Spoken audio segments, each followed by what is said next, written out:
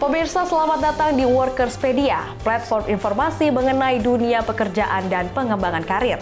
Hari ini kita akan mengupas tuntas pekerjaan yang sering Anda lihat di layar kaca Anda, tetapi jarang Anda ketahui seluk-beluknya, yakni news presenter. Apa saja tantangannya dan bagaimana cara untuk menjadi salah satunya? Bersama saya Felicia Melinda, inilah Workerspedia selengkapnya untuk Anda.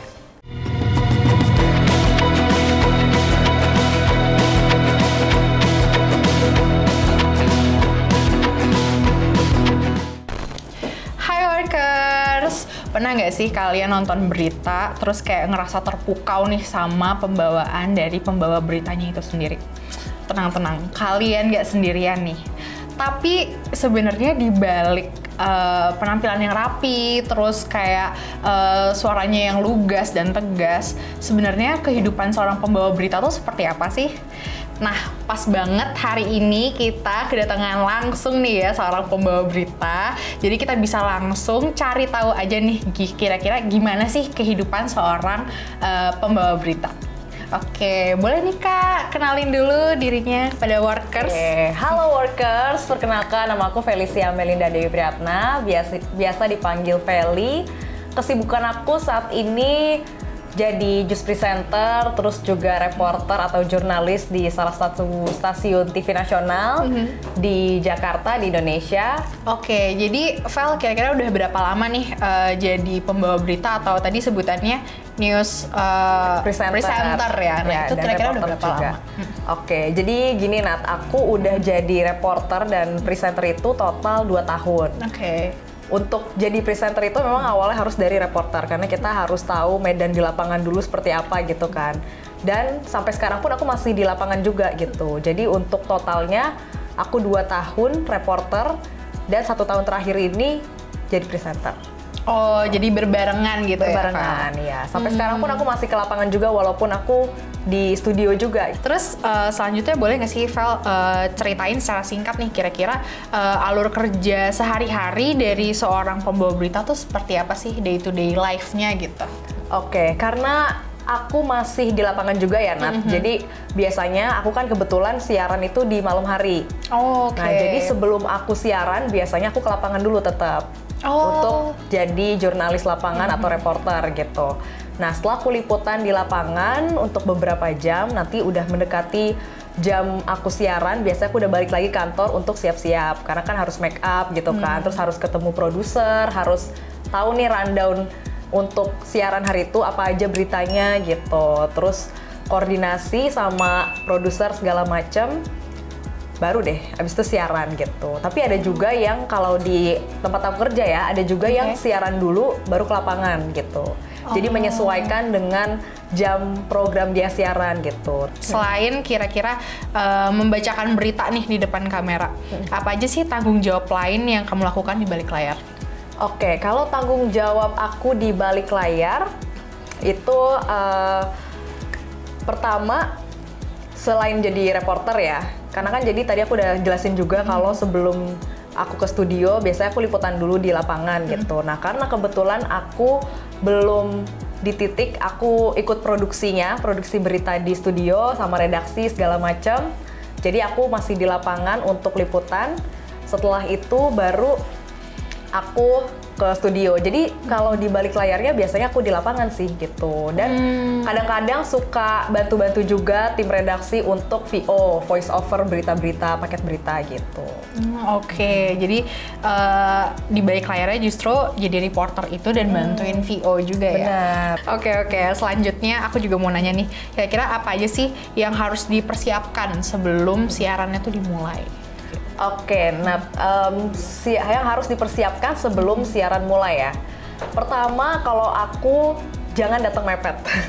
Pertama itu, jangan datang mepet, karena kalau datang mepet tuh udah rasanya gerabak-gerubuk, terus kayak udah panik sendiri gitu kan. Karena kan kalau misalkan mau siaran itu kita harus datang minimal banget ya, minimal banget tuh 1 jam sebelum siaran.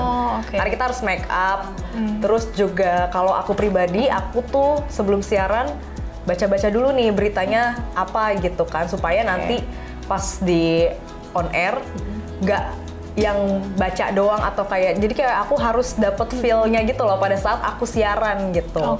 Terus kita juga harus koordinasi juga sama produser kan, kayak ada dialog apa kira-kira sama narsum gitu kan. Dan setiap aku siaran itu biasanya aku nggak mau datang mepet karena aku minimal harus ada 5 atau 10 menit aku baca dulu beritanya gitu.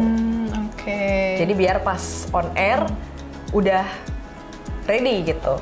Berarti benar-benar cukup banyak ya yang dipersiapkan gitu loh sebelum siaran. Jadi jangan sampai datang mepet. Nah, selanjutnya aku juga mau nanya nih, Val, kira-kira skill dasar apa sih yang wajib banget dimiliki oleh seseorang kalau misalnya mau jadi pembawa berita? Kalau untuk skill dasar ya, sebenarnya menurut aku untuk jadi pembawa berita atau reporter jurnalis itu yang penting pertama rasa ingin tahunya tinggi sih.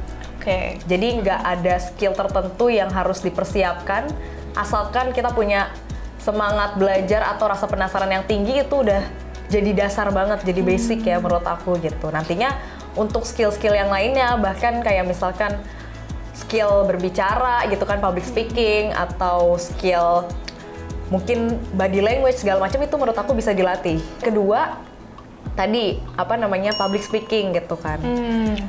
Karena ya memang pekerjaan ini kita harus ngomong ya. Di depan kamera lagi. Di depan kamera gitu kan. Jadi ya kita harus bisa menyesuaikan suara, nada, terus juga penggalan segala macam. Tapi itu menurut aku masih bisa banget dilatih sih untuk siapapun gitu. Masih bisa banget dipelajari sambil jalan gitu ya. Kayak learning by doing itu bisa banget. Nah, kalau udah ngomongin skill nih ya, aku juga mau nanya nih, Val, kira-kira skill bahasa Inggris atau bahasa asing lain mungkin ya, perlu nggak sih dikuasai oleh seorang pembawa berita?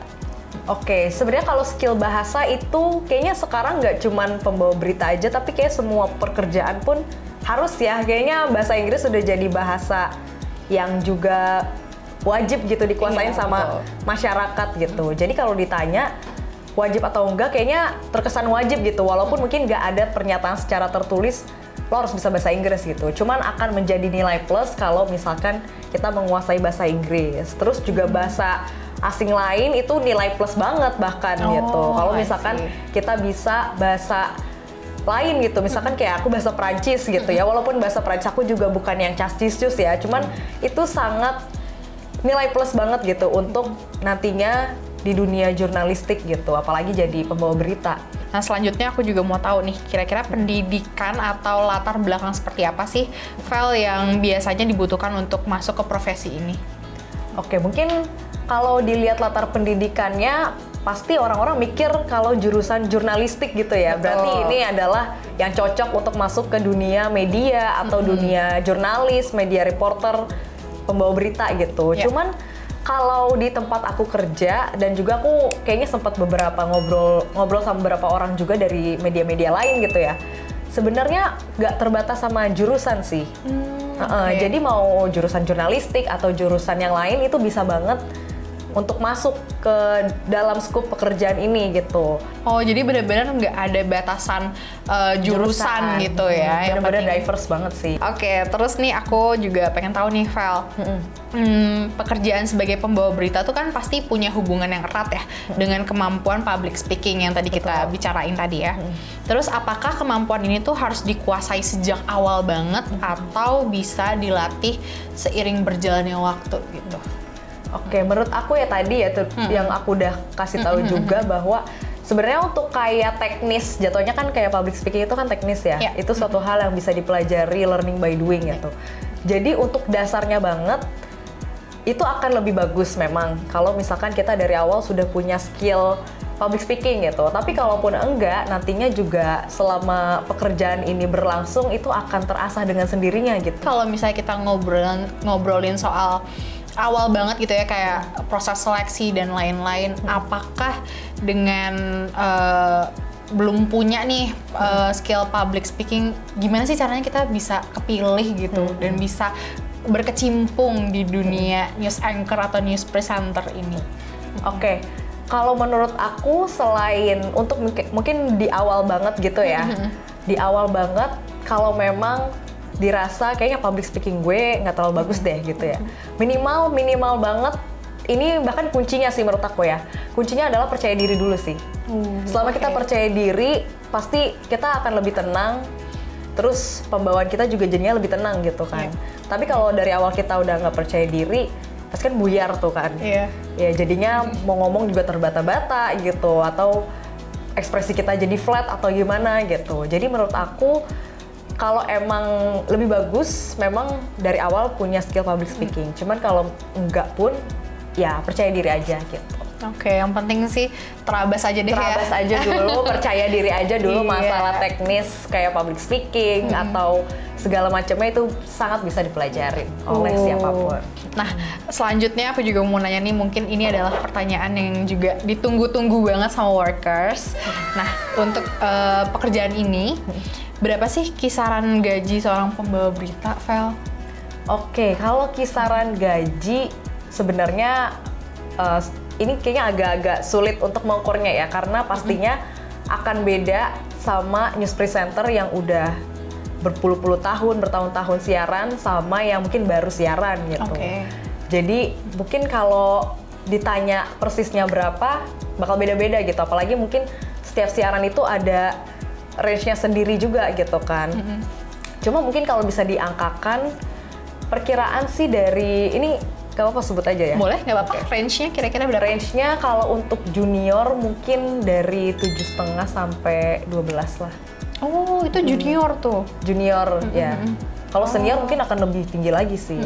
Karena jam terbang sangat menyesuaikan ya gitu. Iya. Terus selanjutnya juga berkaitan dengan gaji tadi, aku juga mau tahu nih, kira-kira ada benefit lain nggak sih yang bisa didapatkan sebagai seorang pembawa berita, Vel?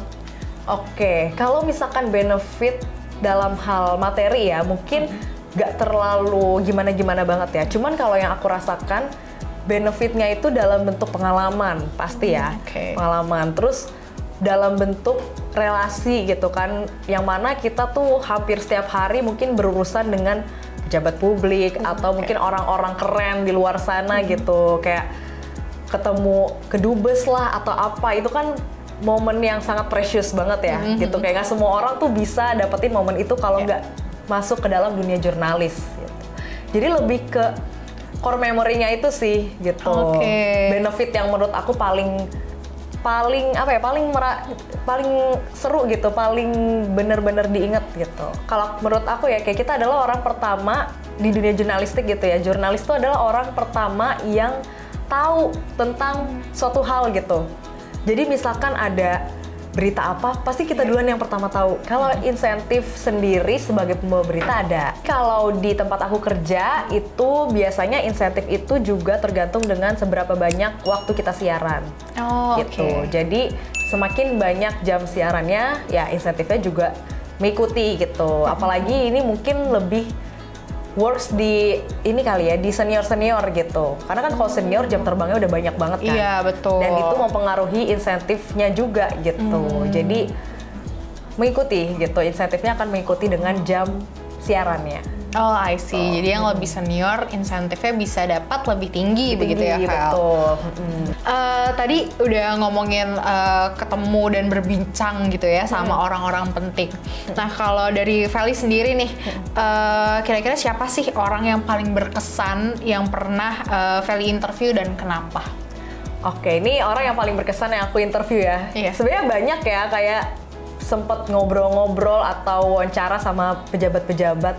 Cuman yang paling berkesan adalah waktu itu aku pernah wawancara, ada mungkin aku nggak tahu ya kamu tahu atau enggak, cuma dia pemain bola. Namanya Mark Klok. Aku pernah wawancara dia, bener-bener satu frame berdua. Jadi waktu itu tahun kemarin, Persib Bandung itu menang Liga 1. Terus aku ditugaskan untuk liputan kemenangan Persib itu, dan aku masuk ke ruang tunggunya Persib. Terus kita live, bener-bener live, aku wawancara dia langsung gitu. Alhamdulillah aku menganggap ini privilege ya, dengan privilege pekerjaan aku ini aku bisa masuk ke ruang tunggunya, aku live report bareng dia, wawancara dia sama satu pemainnya lagi. Jadi waktu itu si pemainnya ini adalah yang juga mencetak gol pada saat itu, jadi yang membantu menyumbangkan skor kemenangan buat Persib tuh dia. Dan sekarang dia langsung dipanggil sama timnas Indonesia. Ada namanya Beckham Putra. Oke, menarik banget ya, tapi juga tegang tapi happy. Iya, happy banget. Kayak itu precious moment banget sih gitu. Nah, gimana nih workers? Udah pada ada yang minat belum nih jadi seorang pembawa berita? Atau mungkin malah masih perlu banyak info lanjutan?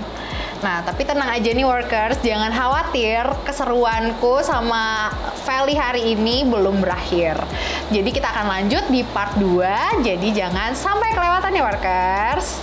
Kalau kamu mau tahu informasi seputar dunia kerja, jangan lupa untuk subscribe YouTube channel Workerspedia, follow Instagram @workerspedia, dan juga cek website kita di workerspedia.id.